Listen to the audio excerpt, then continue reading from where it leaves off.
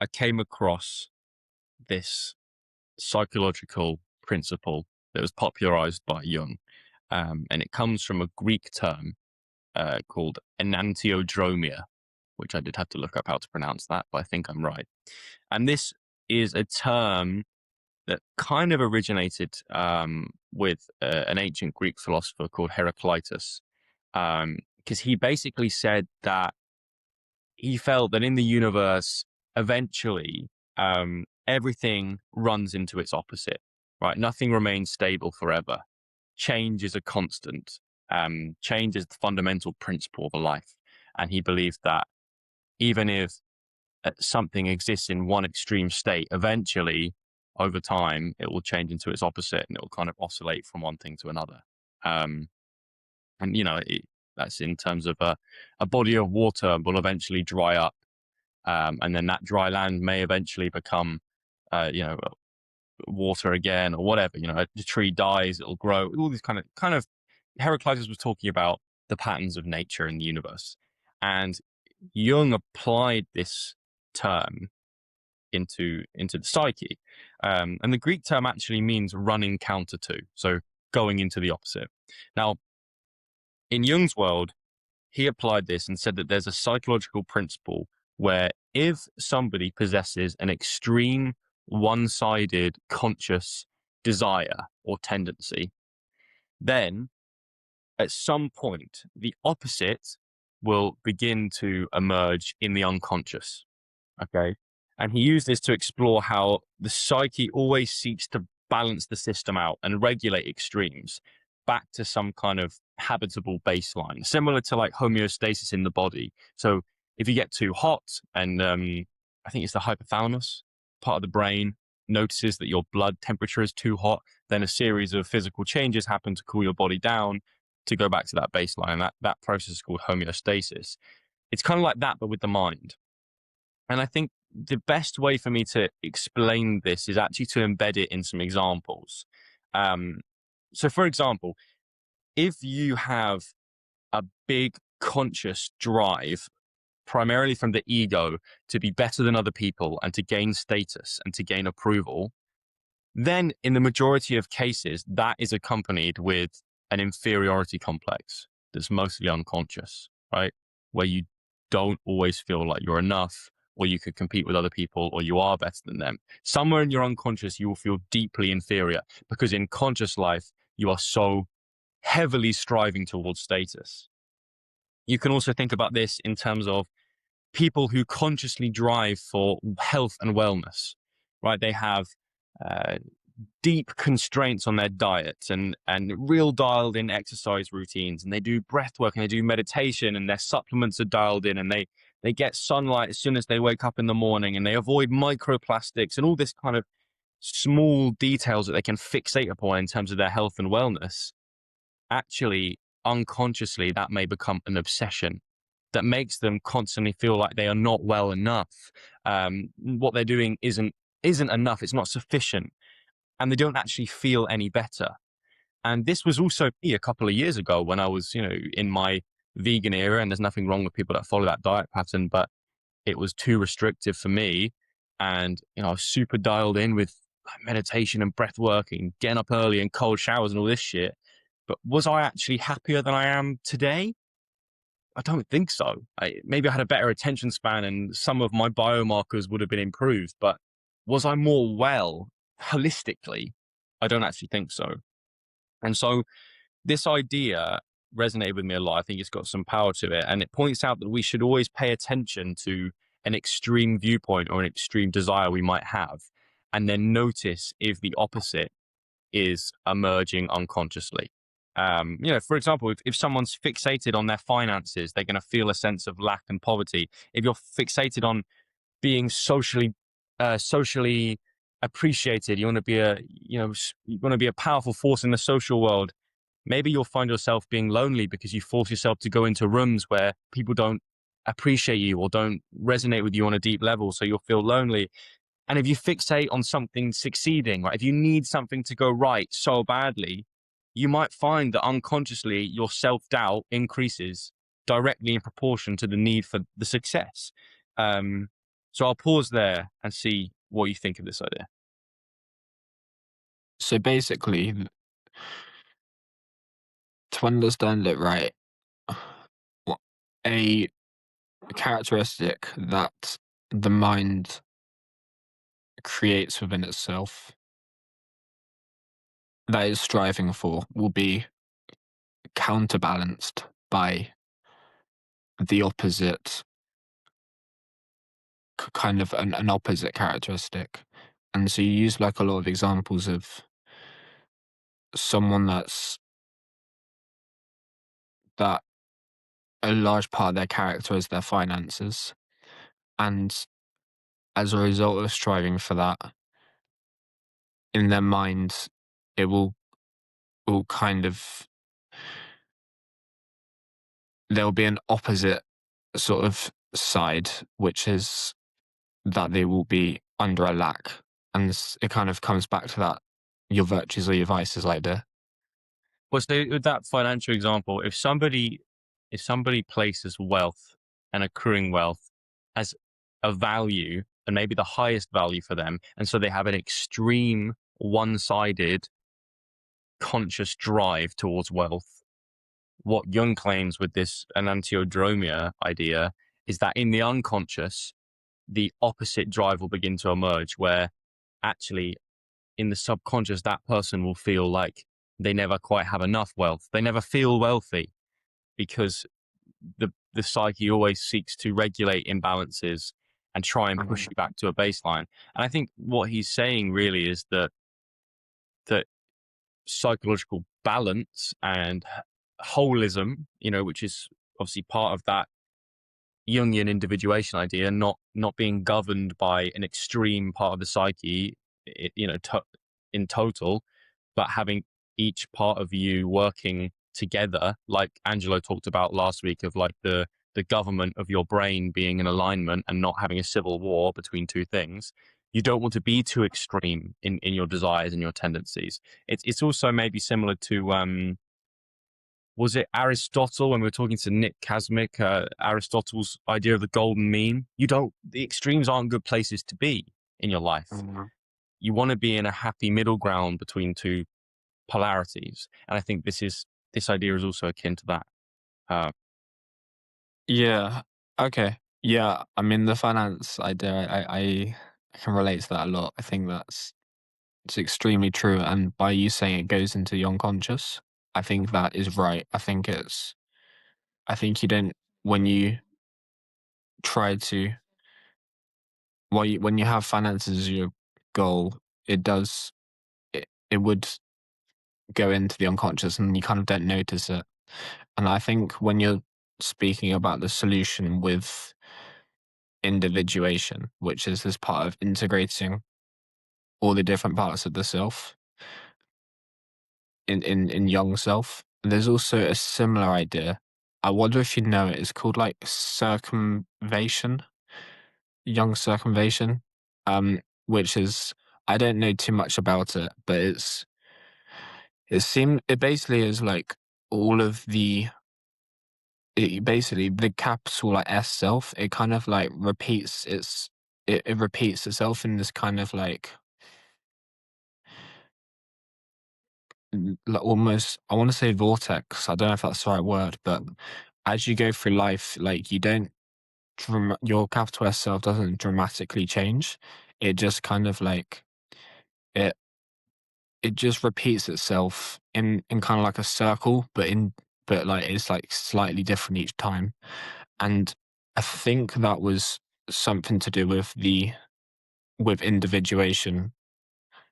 But I don't know too much about it, and I'm annoyed that I don't have the right notes about it.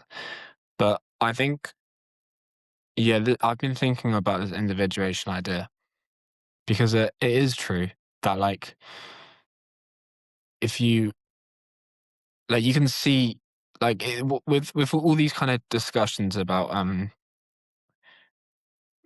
becoming an integrated self, and ignoring the extremes. I think you can't unsee it after you like read about it and you hear about it. And so you start to see in other people with like, shit, that guy's like not individuated. And but you see it a lot in yourself, like you really do. And I'm also very interested in this like animus anima about like the feminine and the masculine part of the self. It's like Jung's modern self is just so fucking good. It really is. It's like the best. Like people didn't understand it when as soon as like I didn't understand it at first, but when I really took the time to like see it a couple times and understand it, it's brilliant. It's so good. Yeah, maybe we can talk about that in a second. What I'm just writing here is, like you say, you just do want a psyche at balance, but it's very difficult to wrap your head around, one, what that means in theory, and two, what that means in practice, like what it feels to have a psyche at balance. And another thing that I just jotted down there is how dangerous it can be, because an extreme conscious desire or conscious tendency, or maybe in better words, if one part of your mind is taking too much control and there's an unbalance in the psyche, it's so dangerous because it can work. It can work really, really well. And this is obviously part of our discussion last week with Angelo about too much ambition or ambition fueled for the wrong reasons, leading to sort of psychological despair and dysregulation and things. But it makes a lot of sense. Like, it can work for a while if you're really hyper obsessed about one part of your life, and you may achieve it. But when you achieve it, that kind of unconscious opposition, that unconscious lack that's been developing because your psyche's been too one-sided, and it's due to a desire to balance the system, the opposite force has emerged in the unconscious. You'll be left with that lack still, and that will need to be accounted for. Um, and it also makes me think of Robert Greene's thing of like, you don't want something to work the first time, because maybe the first time you're doing it for the wrong reasons, or you're fueled by the wrong fuel source. But success will give you that positive feedback to keep using that shitty fuel source that's burning your engine out. When maybe it'd be better to not succeed fueled that way. Take some time, take extra years of dedication and apprenticeship to develop a more balanced approach that will then lead to greater success over the long term, and more meaningful success, and a success without an underlying feeling of lack, or an unconscious opposite force that will hurt your mental health and reduce your balance psychologically. But like you say, it's so hard to wrap our head around these things. When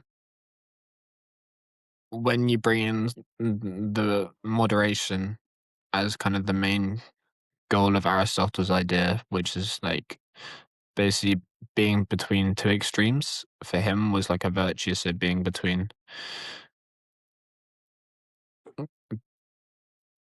I think, like, what's the example that he used? Like a coward, being a coward, one extreme, and being like uncontrollably like outlandish, and then the Yeah. virtue being courage. That was one example of this like moderation.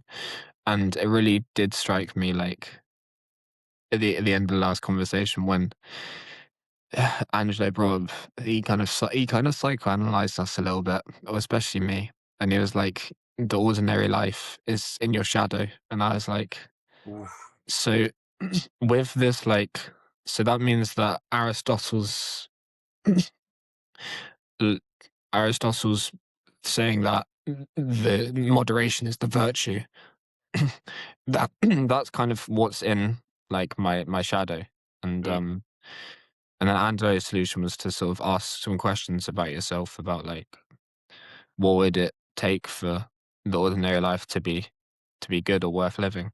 Yeah. To ask yourself those questions as a form of integrating that. I think it's definitely more complex. It's not something that I've been able to figure out through asking the questions that he recommended, although that's a very, very good start. And he definitely provoked a lot of thoughts. I didn't really realize that before that discussion. And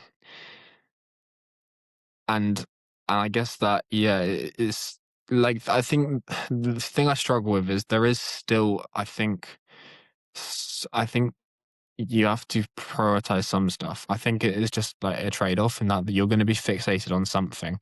So there's going to be something that's like out of balance, whether that's like your goals or like your vices. Like, I think people are fixated on stuff normally. And I think it's just like figuring out that trade-off within ourselves. Um, And doing it with awareness, like not being possessed by an obsession, understanding that maybe for 3 months, 6 months of your life, this one thing is the priority, but don't become one dimensional and all encompassing in that forever. There are seasons maybe where you go 100% at one thing, but even then, I don't know if the extreme is compelling to me anymore. I can understand why it is, but from what I know based on these theories, I don't think it's a healthy way to live. And I've been there and I've done that, and it's not good for me. Like even when I was with my family, 2 weeks ago when I went back down south, someone brought up like I think he was a runner. I can't remember his name now, but some sort of athletic competitor, and how he always trains on Christmas Day because that's the day that no one else is training, and it gives him that advantage every year. And when I was a kid, or maybe like 5, 6 years ago, I would have been like, "Damn, that's so cool and hard, and that's Goggins mentality and all that." And now I just look at it and go, on Christmas morning, I want to wake up, have a lie-in, have a stack of pancakes, and have time with my family. And I just wasn't in the state of mind to consider that back then, because that to me was like, oh, that's bad food to eat. And do you get what I'm saying, Jacob? Like it's the extreme no longer feels healthy to me, and maybe I'll leave certain achievements on the table for that. But I'm kind of moving away from that extreme being the ideal. Yeah, I don't yeah, know. but when I look back, like like I think most people don't actually have this problem. Most people are like pretty like balanced in their life. So I just remember like when you have like when you're on like that hustle culture shit, and you kind of talk to someone about that, and then they suggest, nah, but you gotta be balanced. It just like it just like it's just not the right conversation to have. Like I think that's why it like it's not worth telling someone like that how hard you work, because it's not going to win for both of you. And like there are like big signs.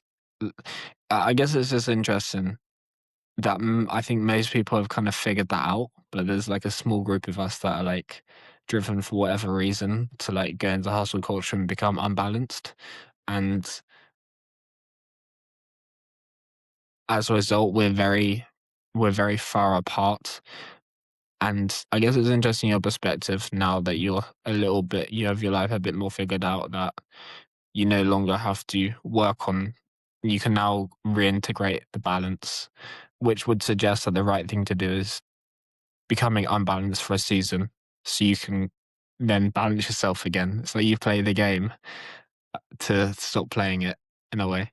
Well, that's the callback to the importance of experiential knowledge and real wisdom. That's Aristotle again, isn't it? Real wisdom is first hand, in first person. And so, yeah, I had to go through that process because for a while, like the idea of not being balanced was a cool thing, like the sort of hormosy mentality. Um, it gripped me for a time, but now I wrote here, I think hustle culture is a kind of mental parasite that feeds off of young men that don't feel good enough. Because yes, you may Um, be 97% successful if you give up everything else, but I think you can be 85 to 90% of what you want to do and still be happy with a more balanced approach to things. And I haven't got it right, and I don't get it right all the time, but I don't know. And I want to linger, this idea of the fear of an ordinary life is in our shadow. It's so cool, so good. because it is like the two extremes. We imagine this spectrum in this conversation. On one extreme is like the life you've always wanted that you've sacrificed everything for. That's fucking sexy and compelling. But also on the other end of the spectrum, it's not an ordinary life. It's the struggling creative or the struggling entrepreneur that hasn't got to the other end of the extreme, but is living in financial, physical, logistical stress in order to achieve it. That's also more sexy and compelling than the mean, which is an ordinary life when you're getting through and you have a family and you have to pay your mortgage and you have to show up at work this time to this time, but you can get through. Because even the shit like deprivation still has the potential of the insane extreme. And so you can feel for a while that you can justify living there, and it's more compelling because it's like, oh, what if I go from zero to hero? Whereas in the ordinary life, there's the stagnant part of it that makes us repress it into the shadow. We don't want to stagnate, but you can live an ordinary life and be happy. I mean, there's a great Dave lyric in his song. What's the song called? One about telling your story. Do you know the song I mean? And Is he it like says like 27th birthday or like Starlight or something? it's the one where he talks about you can live you can work a 9 to 5 and it makes you smile at night. Money ain't the measure of success. You can have $1 billion and be dead. You can have 20 grand flat and live a long, long life with no stress. Something like paint your picture. I don't know. Anyway, it's a Dave song, and I just like that. That's so true. You can't like if happiness should be the goal. It just should. And it's Chris Williamson's little reverse psychology model where he was like, if you sacrifice happiness to get happiness, what's the fucking point? You may as well just cut out the middleman and be happy. But yeah, I'm waffling now. I don't know. I think it's hard, like, being in this discussion because if I'm honest, like, I'm like very a part of hustle culture right now, and Well, it's like interesting. it is interesting. Um, the bad thing about it is like I've had to do like a lot of work for me to like go on like a 2-hour nature walk and like actually be okay with it. Like the amount I think that you don't realize from like years of this shit that like you have sacrificed, like the amount of like small joys and the amount of everything good about the ordinary life, essentially, like the peace and Birds outside and sound leaves crunching under your feet and shit. yeah, and the relationships I think is a big one, and I guess it is the happiness. Like you pay a massive price,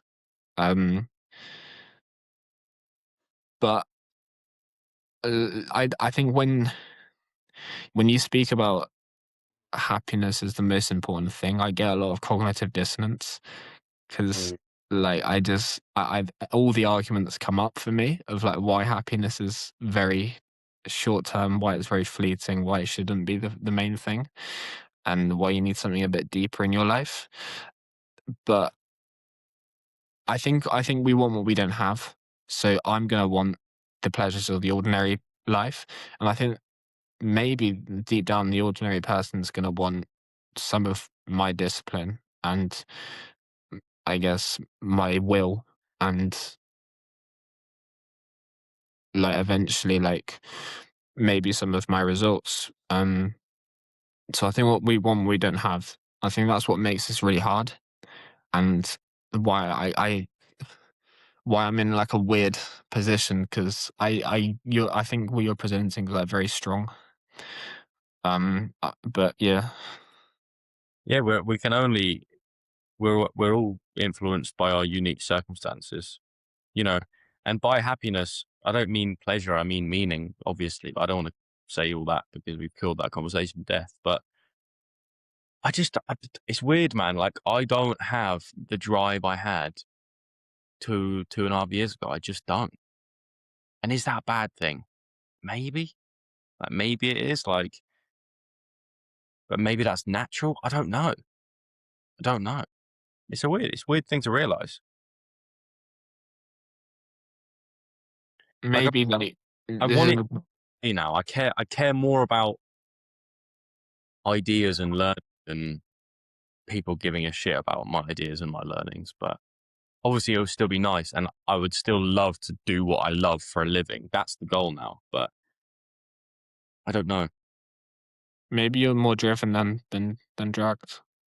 Yeah, I don't. I don't know. It doesn't keep me up at night anymore. But maybe that's because I'm so blessed to be in the circumstances I'm in. But anyway, Mm. yeah, Isn't it that like the idea that like making your life worse would actually like be good yeah, in like long term? That like when you're in that kind of bit of comfort, that that's when it's kind of when you're in like a comfortable middle, your life isn't bad enough to change, but it's not good enough to sort of be maximized. yeah. Maybe I'm in that position, man. Honestly, But talk. you sound like you're better in that position. Like you're in a better place in that position. Well, I'm not numbing myself. I don't think.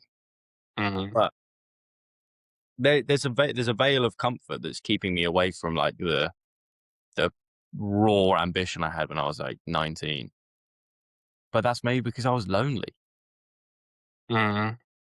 and my relationship, even though there are ups and downs and bumps in the road and stuff, gives me such a source of like love and comfort that I don't feel that need to be somebody. I don't know, but it's a weird one. It's something that we'll learn. And one thing I was thinking when you were talking is you may be, you may be in this era of your life that you're in now, and in 10 years' time, you get exactly what you might want now and look back and go, that was worth it.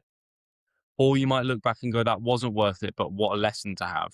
Like it will still give you some wisdom. It'll still give you valuable lessons about yourself and about what's right that you can pass on to your children or people you know. And I don't think there's anything wrong with either approach, to be honest with you, because at the end of the day, it leads to self-discovery. Yeah, yeah. I think individual experience. I think just experiencing that is not that you want to pivot and change like your goals is as as good as getting it right. Yeah. Tell me about your uni reflections. Yeah. Well, as people, as regular listeners will know, me and Jacob have come to the end of university, our undergraduate degrees anyway. And it's just a weird one, mate. It's similar feelings to how I felt when I finished my A levels. Like, it's just a complete anticlimax. One day you're doing it and you submit your essay, the next day you're not, but you don't really feel any different. Like, I'm really interested to hear what you have to say, because to me, it just feels like nothingness. Like, maybe because I hadn't really attached any meaning to how I did at uni and the things that I studied and the essays I wrote. I didn't really care. It was ticking a box. It wasn't an explorative journey of self transformation like the podcast is or like my sport is. It was just something that I had to get done. Um, and I've actually seen my results now, my provisional ones anyway. And the numbers on the screen mean nothing, whether they're good or whether they're bad. It just is what it is. It all feels rather trivial. Um, and the other thing is this idea I mentioned just before we started recording is like the education train is an analogy I want to introduce. You're on those tracks from the age of 5 to the age of 21 and thinking everything's sweet, you know what I mean? And every year you get hit with some exams that cause a little bit of stress or whatever, and you get through to the next part of the train journey, and you're pretty comfortable though. You're looking out the window at the rest of your life going, oh, that'll be cool. One day I'd do this thing and see that mountain and go to that place or whatever. But you're still on the train in the warmth and the comfortable seat or whatever. And then suddenly the train you just get kicked off at the final station. And the collective unpreparedness that me, you, people we know, people listening may experience is a real thing. And I think we underappreciate the comfort of being on that train track for so many years. I mean, we've talked about it before. When you're in primary school, you know you're going to get to year 6, and then you're going to go to secondary school, and then you know you're going to do your GCSEs, and then after that, you can choose to go to college or to sixth form, and then after that, you're going to go and do a degree. And then what? Like, the veil of order, it just gets lifted.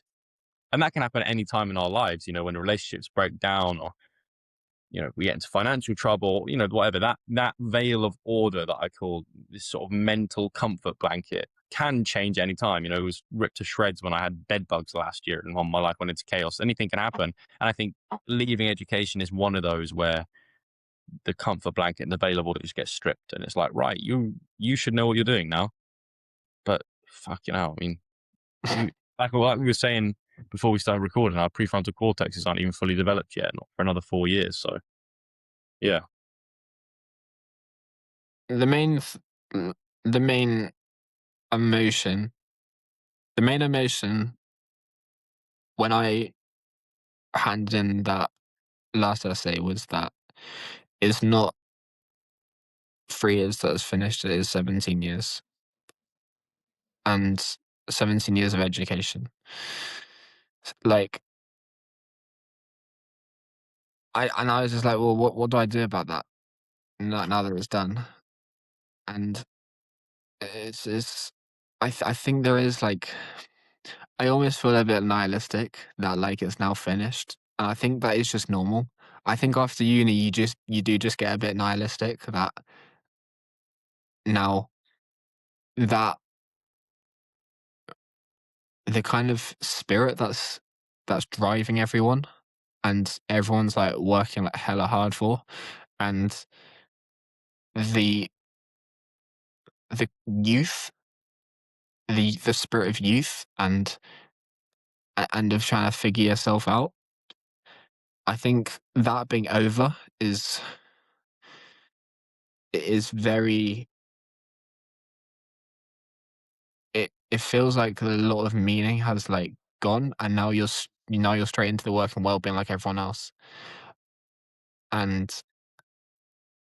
it will be very interesting if I do see anyone that hasn't been to uni that I knew that's like kind of the same age that I went to school with. I don't know if I will, but if I did meet up with them again, like how that would kind of how the differences would appear just like straight blank in like comparing each other. If that uni experience was like really worth it in some sense. I think it was also very interesting to me that I learned this very quick, that I think the pinnacle of education is A levels in the UK. A levels were significantly harder than my degree. 100%. Couldn't agree more. Like A level economics, that's like no joke. If you get A in that, you're genuinely like a genius. Like everyone got B's or under, and that would like that A level was like hard, a lot harder than all my modules. And you're not smart then as well. So like just like it's a harder content, and you're not as smart as an individual. Like, so I think that's all you got to do really. I don't think like you need like to learn shit. I don't think you need it, because A levels is definitely good enough on that regard. With Jacob, with your, it's an interesting question, with your life plan and what you've been doing and what you hope to do, if you could turn the clock back 3 years and appear to your younger self and have a chat with them about how worth it uni is, would you do it? Because if you took that time that you had to put into your essays and shit and maybe put that into a part-time job and lived at home, you'd be better off financially. You'd still be able to do the stuff you're doing on the side. You wouldn't be away from home, so you wouldn't have that kind of like adulting feeling, and you wouldn't be in a different city, and you wouldn't have met all these people. So maybe that's a factor. But, you know, as a percentage, could you put a number on it? How worth it has your degree been for you? Yeah, if you went to my 18-year-old self and you said, this is what you're going to be like after a degree, I would have not gone to uni and I would have got a job in sales straight away. And if I did that 3 years ago, I'd be in a lot better position. Like it's just like facts for like what I want to do in business. Like yeah, I don't I don't really recommend getting a degree in business to anyone. And but even I think even a degree in general in that, like, if I was to study philosophy, I think it would just destroy the passion too much.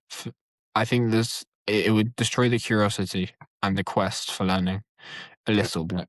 So I think like it's always gonna this kind of self-discovery, although it's like a bit kind of like learning. Like I was reading Nietzsche when I was supposed to be doing my uni readings, and I was reading Nietzsche when I was supposed to be going to my lectures. But and even though that's like for a lot of people, they're not gonna like that. Just like chilling in a coffee shop reading this book for like multiple hours, like that was pretty fun to me, and that was better than going to my lectures. And I think this like just this being self-taught is I think there is some disadvantages, but like I think that's the most meaningful type of learning in a way. When you learn it by yourself, like without people telling you what to learn. So yeah, I think there's a very strong argument for even like for like 75% of degrees. I think there's a very strong argument that there would be an option that would be better than getting to uni. Well, yeah, one of the things I wrote down in preparation for this topic about if I'd gone back to my 18-year-old self with my circumstances different to yours, I would have still said to him to do it. But I would also say what you will get out of it will be nothing like what you think it is. And the best parts of the experience will be the stuff you couldn't predict and the stuff you'd never imagine, like my transition from Exeter to London and the lifestyle I've lived in London and the people I'd met. Like that wouldn't have happened if I hadn't gone to uni. Um, and how eventually you'll develop a way to play the game that's effective for you, but it's not. You're not. I wasn't the last 2 years. I have not been a uni student. I have not. I've done a few days every 3 months. Like obviously that's to do with my personal circumstances. Going to the university I went to, taking an academic step down, but a step up in everything else meant that I could play the game a little bit and do my degree on my own terms and kind of take a return on investment approach and do the bare minimum to do as well as I can.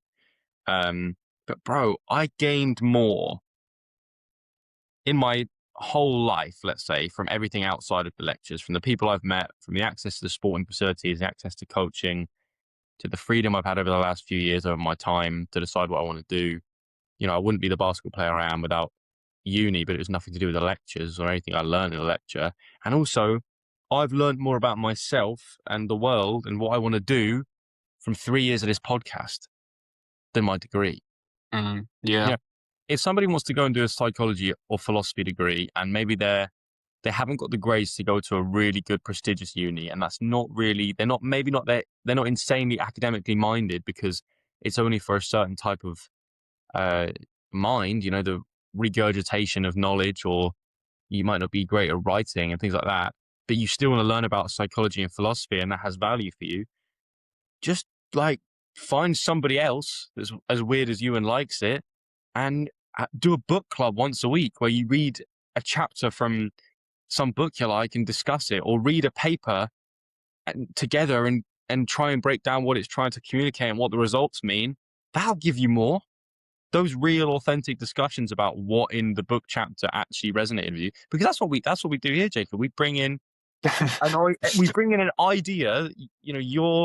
You've been looking a lot at Nietzsche at the moment and more kind of traditional philosophy, and I'll bring in a Jung idea or a sports psychology theory or something, and we'll just chat about it like relatively informally. And the fact that it's public and it's a podcast is really just an excuse to do it.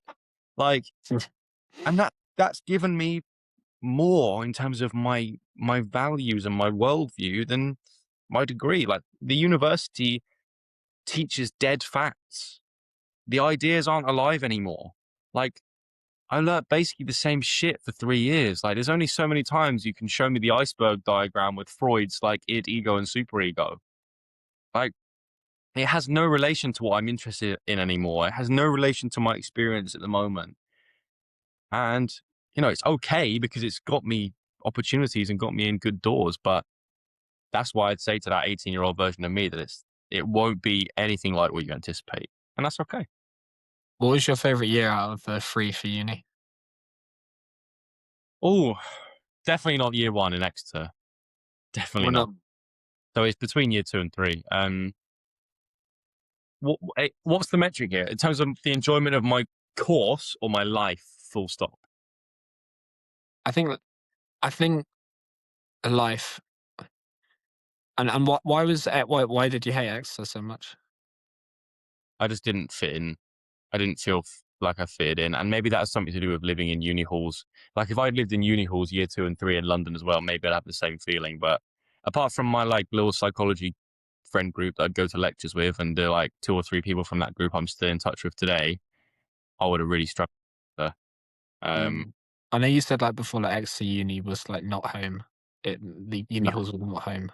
it was weird. It was like a very nice cell, but that makes it sound extreme. But like where I live, where I live was like massive buildings of these square blocks where everyone lived, and you could see everyone through their big windows across the way. And my Exeter year was a weird time. My Exeter year was like such a liminal space. Do you know what that means? It's the thing between two things, like Yeah. between two other main like spaces. Yeah. It was my liminal space because by the fucking October or November of that year, I knew I was leaving. Mm. So it was literally just a year transition between living at home and living in London. Bro, you're mad though. Like you'd wake up at like 5 a.m. in it and like go shoot hoops. Yeah. But I wasn't like, that wasn't out of happiness. That was out of a drive to be good enough to play for the under 23s and what that eventually became.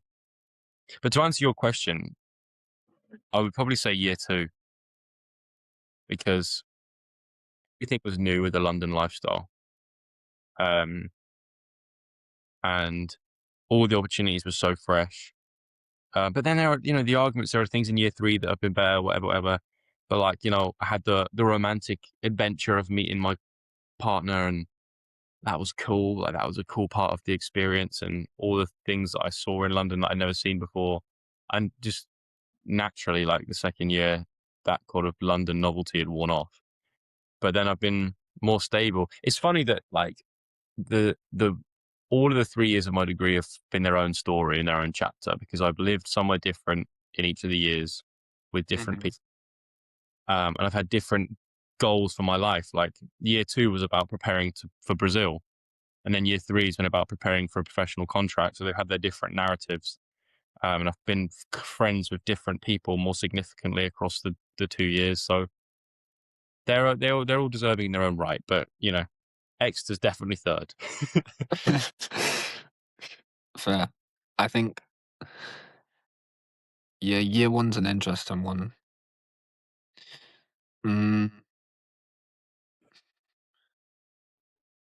I think something that I didn't like in year 1 is the expectation of uni like falls like very quick. You realize that shit is not actually that good. I Yeah. think that yeah, I don't. I think the good things about year 1 and 2 were like the random shit I did, like dating a Ukrainian girl or like going to London and doing some stupid shit with some people. Um, for year 1 and 2, that was like the best moments. But like the general everyday was like it wasn't good. Like how I don't think. I think maybe year 1 I was happier, but like okay, actually I liked there was I liked the gym. The gym was not really good as well in year 2. There were like little pockets of things in my day, or like the odd day that I think were like exciting, and I think helped like me like I slay dragons and like, or I would just like they helped they helped build a lot of character, but the general everyday I didn't think was very good. I think it was very in the motions, kind of being in this weird transition where you're trying to be ambitious and do different shit, but you're around people that are like not ambitious at all. That was hard. And I think the deepest part of it was like year two when I was like I would just remember like a whole summer, like the whole summer of year two was like that was that was a bad part. Like yeah, I basically just stayed in my room and went to a coffee shop, and I did that every single day and barely spoke to anyone. Um, but and I think the podcast comes into like these like random like pockets of like good shit of like that's why it like this has saved me for a lot of like my lack of social interaction, like a lot, and it's kind of like this kind of is that light at the end of the tunnel in your week sometimes. Um, but year three's been my favorite. Really? Mainly because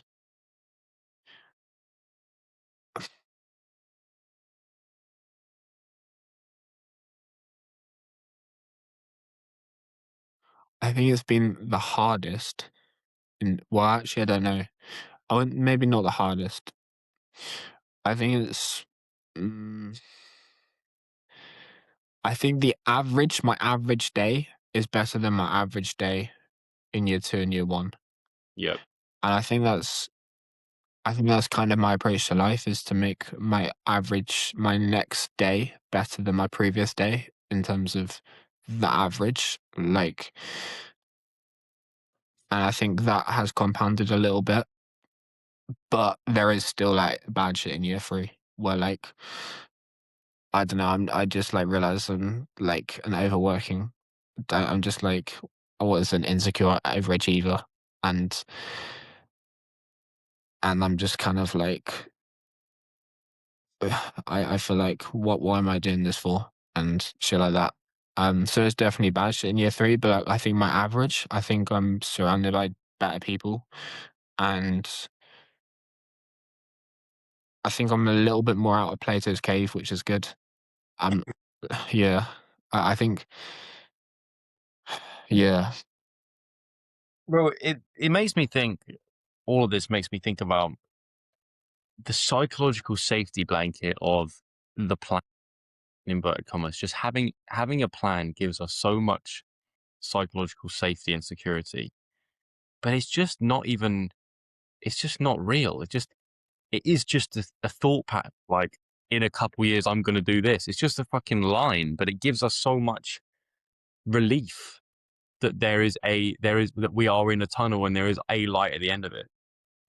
But there's a lady I really enjoy working with at my uni. She's a personal development and lifestyle practitioner in sport, and she has this question she likes to ask athletes at any level, and that's from a scale of 1 to 10, if you were to retire tomorrow, how prepared would you feel?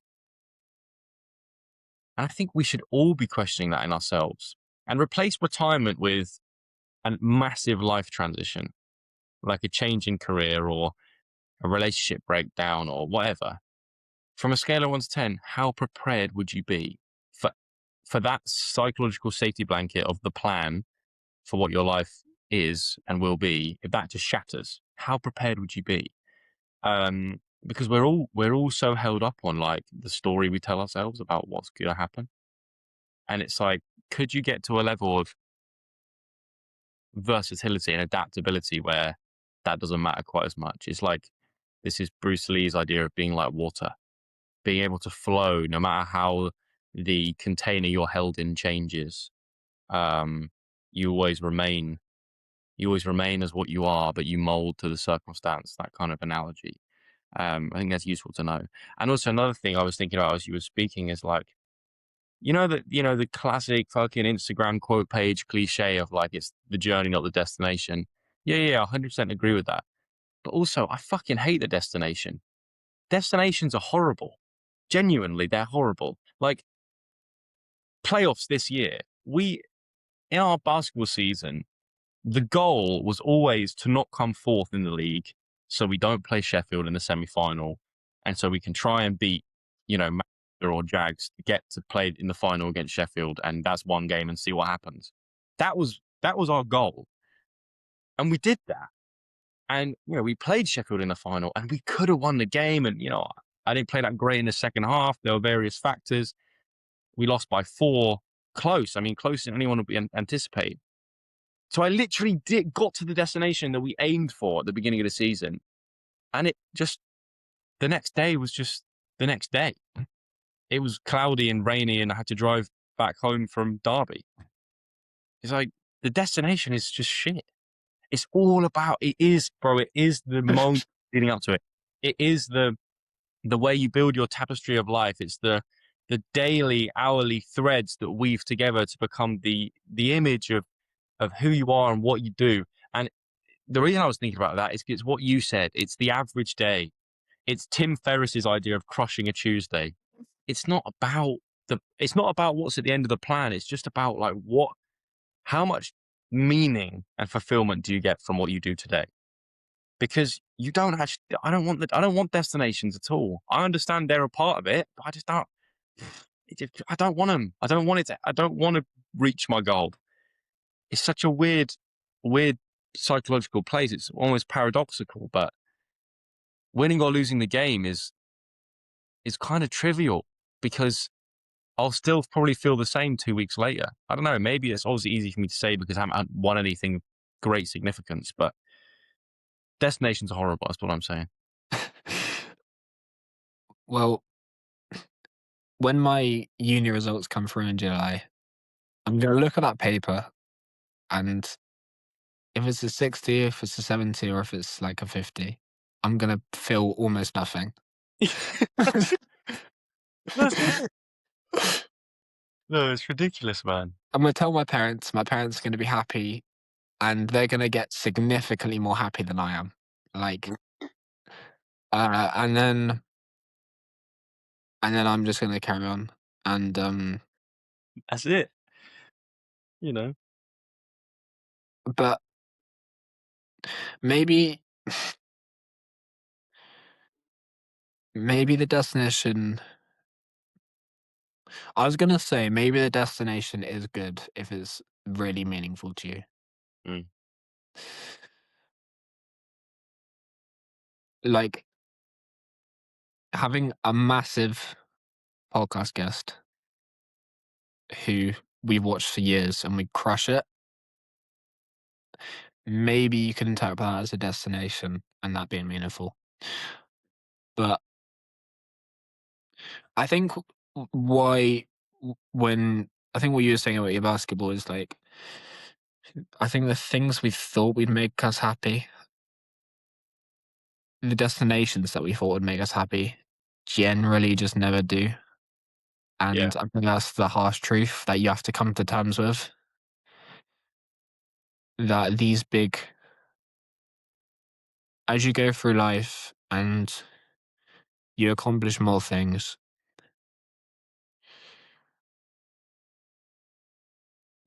it was just never about those measurable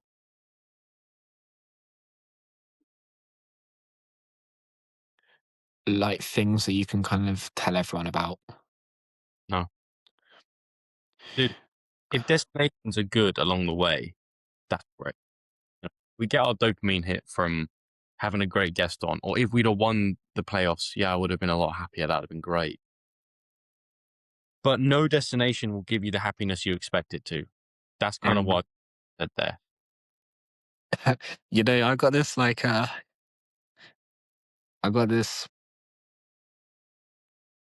tonight. It's called grad ball. It's this thing that's like apparently the whole year goes to when you graduate. Yep. And it'd be like the only thing I go to. That's like, this is kind of a destination, right? And And like I have a friend that would just be like, "Are you excited for the grad ball later?" And I'm just like, I don't really get excited anymore. And I think it's like, um, although it's kind of like a bit deep, um, yeah, it's true. I kind of like just rewired myself to be like no expectation because like the getting ready for the night out gives people more dopamine, is it, than the night out itself. And I think Yeah. that's just everything that just applies to life, you know.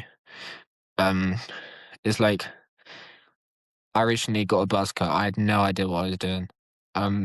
My friend just told me to go to this barber, and I was like, I don't even really care if it's shit. I just like I don't have any expectation. Uh, and you go to the barber, and he's like, "You sure? Are you sure you want to go that short?" And I was like, "Yeah, go for it." And yeah, you just gotta let it go. I can't lie.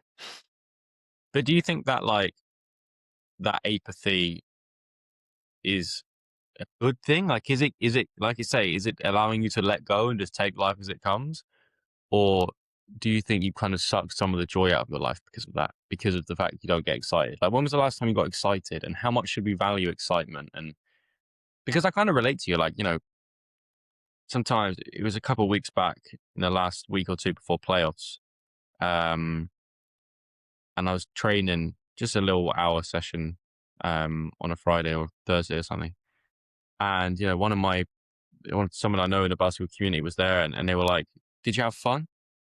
And I was like, that kind of question caught me off guard. I was like, "No, I mean, it's not. I don't know. I don't know if I had fun really, because is this fun? If this is every day, is it fun?" And you know, she's a younger player coming up in the game, and maybe I remember when I was her age, it was fun to go and train. Now it's life. Now it's every day. Mm. Or is there something wrong with that? Or does it keep me more balanced? Even when it comes to playing, man, like I was nervous to a degree, but I certainly wasn't as nervous as I was the year before. Do you just build like some kind of physiological tolerance to the idea of winning or losing? Or maybe do I just not care as much as I did? I don't, it's weird. I think you only get excited when you're nervous, and so to be nervous, then it has to be something challenging potentially. I was excited when we had Angelo on, and I was doing my prep, and I was like, "This guy's gonna be sick." I was excited when I met this accountant girl. Did I tell you about how that went, by the way? No, you I think didn't. basically I spoke to this girl like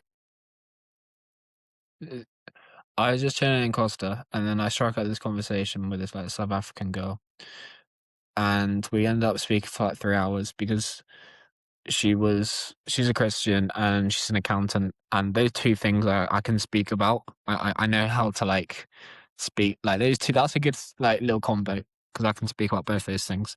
So we ended up speaking for 3 hours. Didn't see her again or didn't speak to her again for 6 months.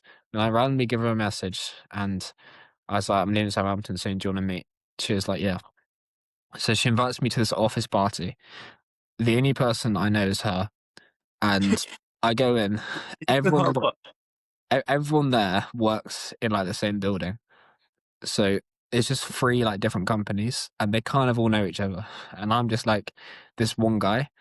And I just that was like I was a little bit nervous.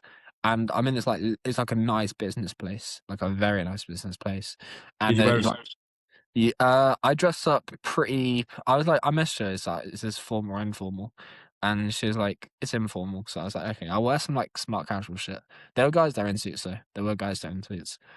And I go there, and there's this like table, and it's like full of wine. And there's also like loads of cheese boards. And I'm like, no, I don't want a cheese board. I'm right. And, I just like, I sat, I sat down, started speaking to the couple of the other accountants. I realized it was all right, you know. Like, I think Did once they ask you? What did you say? I was like, I'm friends with Christina. I just finished uni and I just kept talking and I just kept waffling. And then like that question kind of went away. Like there wasn't too much attention on me because I think like when I started drinking wine and everyone started drinking wine, like it was fine. Like I felt pretty. I didn't feel from the start that I was out of place. Should we call it a day there? Yeah, sure. I hope everyone enjoyed this one. I think next time you'll listen will be with our friend Melvin. He's a very rich man and he's a very smart man. Okay. Would you? Yeah, we'll see you guys next time.